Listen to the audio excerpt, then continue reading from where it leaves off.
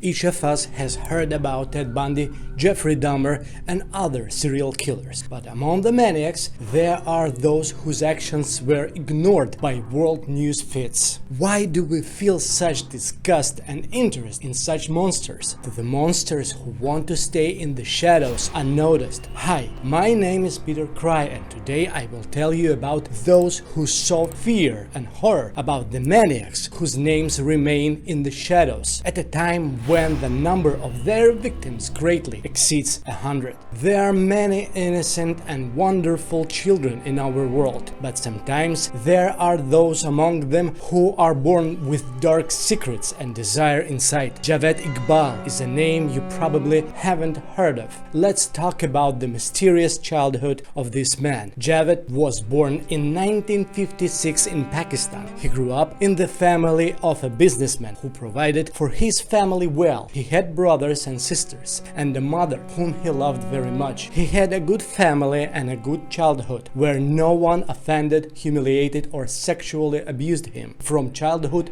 he had a desire to kill a person. For a long time, he controlled this desire and thoughts in himself until the moment when he decided that he wanted to kill exactly 100 boys and make 100 mothers cry. Monsters often lurk within us, striving to break free, taking control of a person. Javed from childhood possessed a manic passion for murder. This desire never left him despite the fact that he tried to fight it. The decision to start killing and the goal of 100 murders of boys was made by a Pakistani monster in the prison where Javed was serving time after being sentenced to rape a boy. While he was behind bars, his mother, a Muslim woman known and respected by people with whom Javed was very close, died. She could not bear the pain and shame because of what her son had done. As is often the case with sociopaths and psychopaths who are real maniacs, the monster did not blame himself for the tragedy but blamed the whole world. Javed considered that life with him was very unfair and even cruel. Therefore, through the murder of precisely 100 boys, he decided to take revenge on the world and those who deprived him of his mother. Angry, filling his soul with darkness, he gained power, finding it in the darkest corners of his rotting soul. After leaving prison, Javed decided to go into business, which went well for him. To devote himself to hunting children, he needed money and time. Having opened several businesses, he paid special attention to the detail that allowed him to turn a plan with 100 brutal murders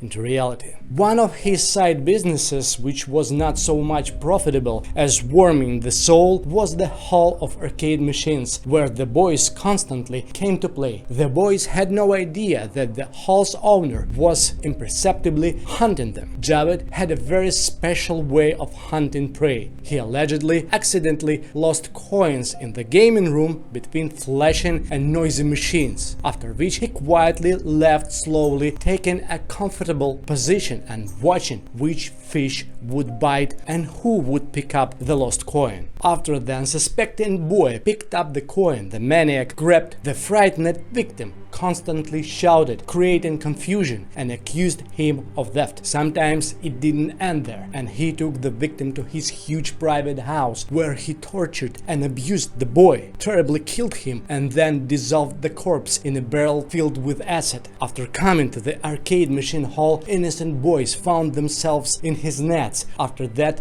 a nightmare awaited them. Serial killers are always loners, but a monster named Javed had 3 teenage assistants that he paid to help him. They sometimes brought victims to the maniac's house, controlling them so they could not escape. They were 17, 15, and 13 years old. All of them were boys. After being in prison without waiting for the verdict, one of them committed suicide. Javed's favorite method of killing was a chain or a plastic bag with which which he strangled his victim after long tortures. Next was the dismemberment and placement of the remains in barrels of acid. When Javed finally reached the long-awaited figure of 100 dead, he wrote 2 letters of confession and sent one to the police and the other to the newspaper, indicating at the end that he could have killed more, but he just wanted to kill exactly 100 boys and bring to tears exactly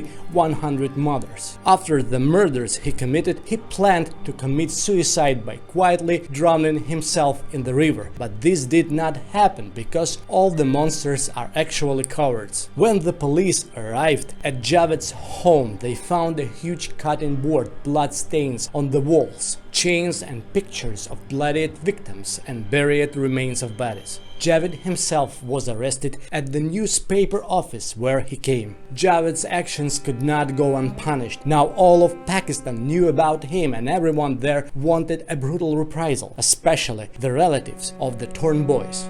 During the trial, Javed did not repent of his deed at all. On the contrary, he claimed that he wanted to do what he did and did it with pleasure. He said that he did not want to live anymore. Still, at the same time, he hoped that Allah would forgive him for the nightmarish sins that a person is not capable of committing, but only a monster. The wise judge who presided over the court, unable to believe that something like this could happen, delivered a speech that is still legendary today during the sentencing. He told the killer to his face, "You will be executed in the presence of the victim's relatives. You will be strangled with the chain you used to strangle children, after which your body will be cut into 100 pieces, then dissolved in acid." Unfortunately, such justice did not happen to come true. Since the maniac had money and connections, he gave a bribe to the guard and he brought him deadly poison in prison.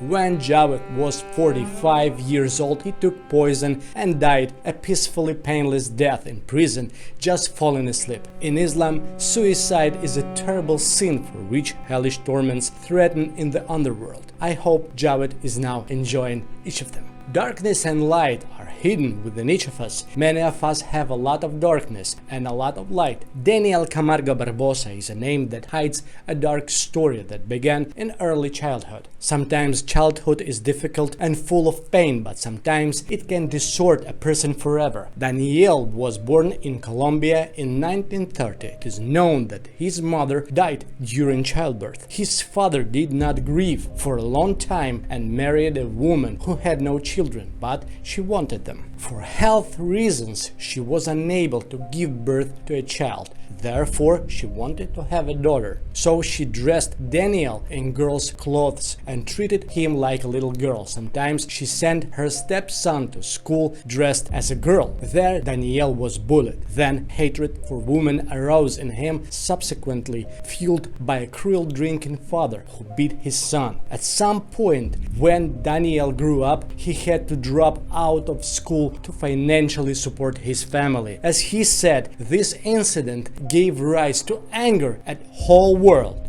which was very unfair to him. Having survived humiliation and bullying in his childhood and youth, Daniel felt hatred and a desire to revenge in his soul. Daniel fell unconsciously in love with a girl named Esperanza. He could not marry her because she was not a virgin. In addition, Daniel once found her in a bed with another man. He could have left her but didn't because he claimed he was madly in love with her. Deftly manipulating her guilt, he persuaded Esperanza to bring him virgins. By giving them sleeping pills, he raped them. So he managed to rape 5 girls. Daniel was sent to prison for 5 years. This made Daniel very angry, and he realized that the only way rape victims could not testify against him was to take their lives. Once free, getting a job and starting a new life, he suddenly saw a 9-year-old girl with whom he said he fell incredibly in love. Daniel killed the girl.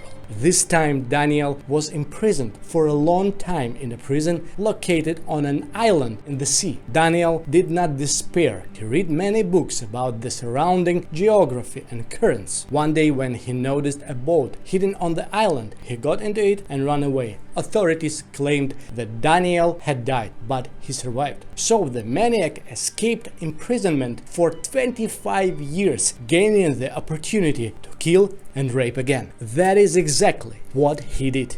Earning money wherever he had to, spending the night on a bench in the park, living like a beggar bum. Daniel used his nondescript appearance and short stature, rubbing himself into the confidence of girls, the youngest of whom was 8 years old. Holding a Bible in his hands, he approached defenseless girls from the lower social strata, asking for help, finding a way to the local famous pastor. If they help him, he will thank the young virgin girls for this financially. Luring girls to deserted places, he raped and killed them, disfiguring them with a sharp machete. Suddenly, Ecuador was swept by a wave of rapes and murders of girls. The police believed that a gang of sadistic psychopaths was operating, committing unimaginable cruel crimes. No one could even imagine that such a nondescript person like Daniel could commit so many murders. The proven figure is 72 and the real number of victims is 180. However, the bloody monster was still arrested. During interrogation, it turned out that Daniel remembered the names of all his victims. He talked for a long time about all the details of the murders, again and again, wanting to experience terrible sensations. He was unrepentant, considering his rapes and murders to be a very special, beautiful act of true love. After Daniel Camargo Barbosa was imprisoned, he was brutally murdered by one of the victim's relatives. Most people think that our surrounding world is very calm and safe. At least we would all like to believe so. But dark and frightening secrets can sometimes lurk behind a clean, quiet facade and closed doors. Meet Jason Frost, a quiet farmer kept a terrifying secret for a long time. Jason lived in Iowa, near the town of Hampton. His house was surrounded by endless cornfields on one side and a forest grove on the other. Jason Frost brutally murdered 27 children. He filmed every moment of the torture. He buried the bodies of innocent boys and girls among the tall, dense stalks of cornfields. Jason Frost is a serial killer who made a living by kidnapping children, filming snuff videos and selling them for big money through the darknet. Maniacs can become an absolute nightmare in the lives of their victims. Jason Frost had no equal in this. An atrocity can take on a physical form and turn into a maniac. Jason Frost was just such a being, often consumables which he considered his victims, namely children, he sold for organs. Fortunately, on the dark web you can find a buyer for such a service, earning a lot of money on proper disposal. Jason Frost is by far one of the worst serial killers in human history that not many people have heard of. He committed his nightmarish crimes with special pleasure, revealing in every moment of murder and violence, thinking for a long time how and what he would do at that most important, terrible moment. The most resonant crime that he committed and which has not yet been solved is the kidnapping of 5 children, students of the school. Children, or at least their remains, are still being sought. After killing the school bus driver, Jason Frost simply took the route he wanted and took the innocent children he had previously chosen, who thought that a new unknown bus driver would take them to school on this beautiful morning. But this did not happen. Jason took the kidnapped children to his house. He placed them in the basement, leaving them there, imprisoned in collars, to await their nightmarish fate. Jason Frost has never been found. Fear of justice is the most important and powerful motivation for many of the actions of a criminal. The fact is that this terrible monster, which has few equals, suddenly disappeared, leaving his home, victims, his favorite business, and an accomplice who helped run the farm farm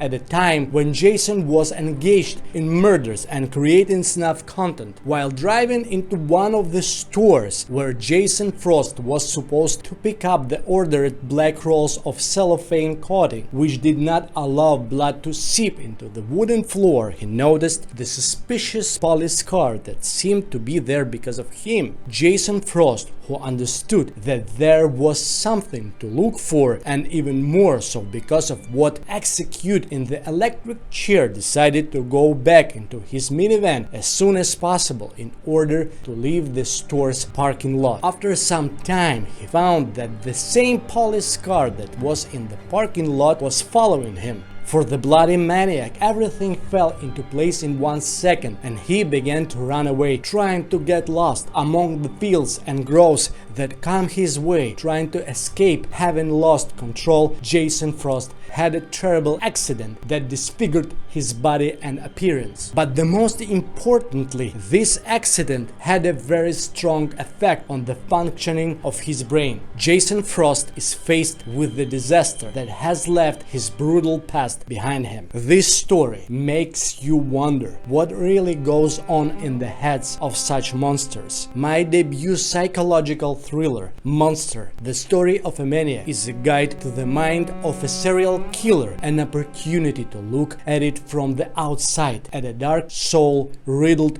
with the thirst of violence. Closing the last page of this book, I promise you will not remain indifferent to this story, but most importantly, you will be delighted. A link to the book Monster, the Story of a Maniac is waiting for you in the description under this video. Anatoly Slivko worked at the factory, was quiet, calm and polite, lived in the USSR and bore the name of honored teacher. The authorities highly appreciated his ability to get along and gather children around him. In addition, Slivko was a master of sports in mountain tourism. He was very fond of hiking, wildlife and children. Slivko had a wife and 2 children, despite the fact that he did not have a good relationship with his wife. Anatoly Slivko, by his own admission, was not very interested in women as an object of sexual desire.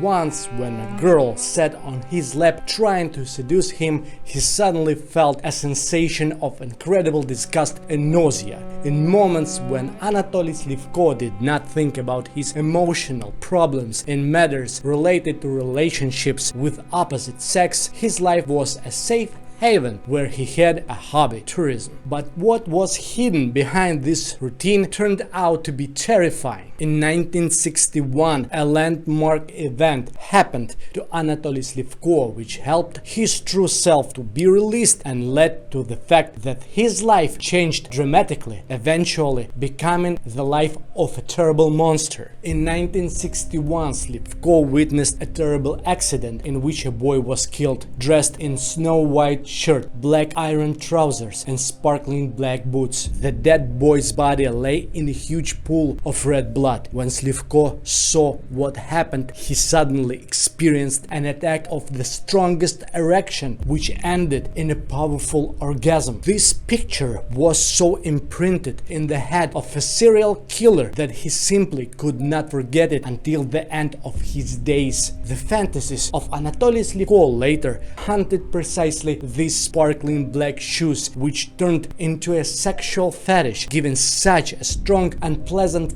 feeling of excitement, something that hadn't happened before with girls, no matter what he did. After this incident, the monster tried to run away from itself for a certain time, but nothing helped. Without these fantasies and a terrible picture of the accident, he simply could not experience arousal and orgasm. With the sudden surging madness, something had to be done. The maniac Slivko did not want to treat him, so you could try to give him free rein. An idea appeared in the head of the monster that could give the realization of his most terrible fantasies. Anatoly Slivko organized a tourist club for schoolboys. He devoted little time to his family and instead spent all his free time after work in the tourist club he created. For the boys, there was a whole system of rewards and punishments. For example, brought a lot of firewood plus 10 points. If you brought a little, then minus 10. 10. At the end of the campaign, the points were summed up, and if one of the boys got decent minus, then he had to pay money for this to the head of the club. In order not to pay, Anatoly Slivko often suggested that the boys take part in the experiment instead. Trusting the head of the club, the boys gladly agreed, not suspecting anything wrong. The experiments were carried out by the monster in the forest, in the wild. Then the main thing happened, that for which the monster lived. He brought to the place of torture a snow-white iron shirt, black trousers, and sparkling black shoes. The boy put on all these things, after which the victim's hands were wrapped with ropes stretched between the trees. Then a rope was tied around the legs and Slivko pulled it towards him. A rope was also wrapped around the boy's neck, which choked him, killing him little by little. Slivko filmed all this on camera. When the child lost consciousness or died, the monster masturbated while watching this monstrous picture of execution. Hiding behind the mask of respected leader of tourist club, Slivko did unthinkable. During the experiments filmed on camera, which the monster regularly reviewed with pleasure, 40 boys suffered, many of whom became disabled and 7 died. After losing consciousness, children who came to their senses did not remember anything because after strangulation, person experienced short-term amnesia. Those who died Anatoly dismembered with an axe or saw without taking off their clothes, filming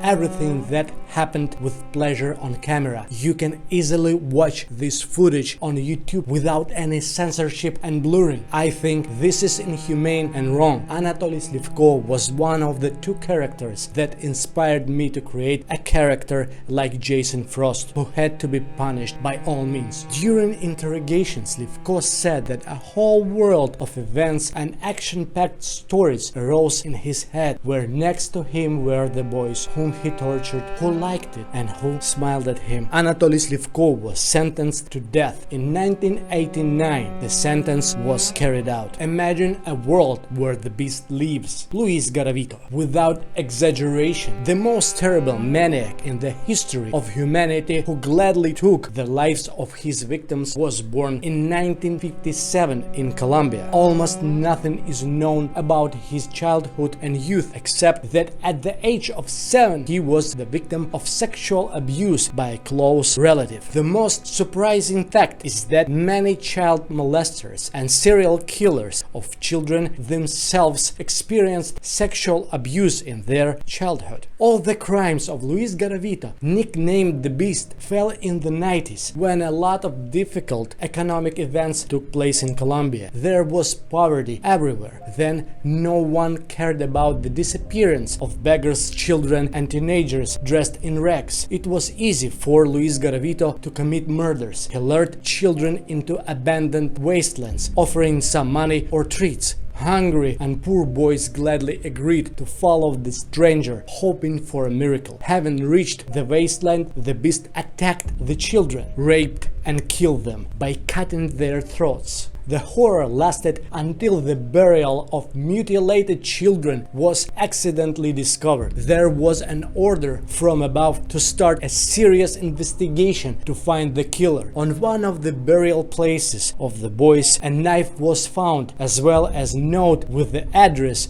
of the girl whom the beast met. He was soon captured by the police while trying to take another boy to the wasteland. The total number of victims of the beast is more than 300 people. There are 193 victims proven by the court. This figure does not fit in my head. And now, the most important and interesting thing in the history of Luis Garavito. The biggest horror is that the maximum sentence in Colombia is 30 years. After the beast more than once went to cooperate with law enforcement officers, his term was reduced to 22 years. Attention, he should be released this year, 2023. Who knows, maybe by the time I am recording this video or you are watching it, he is already a free man who, according to Colombian justice, has paid in full for his terrible sins. As the monster himself says, after leaving prison, he will pay attention to politics and will help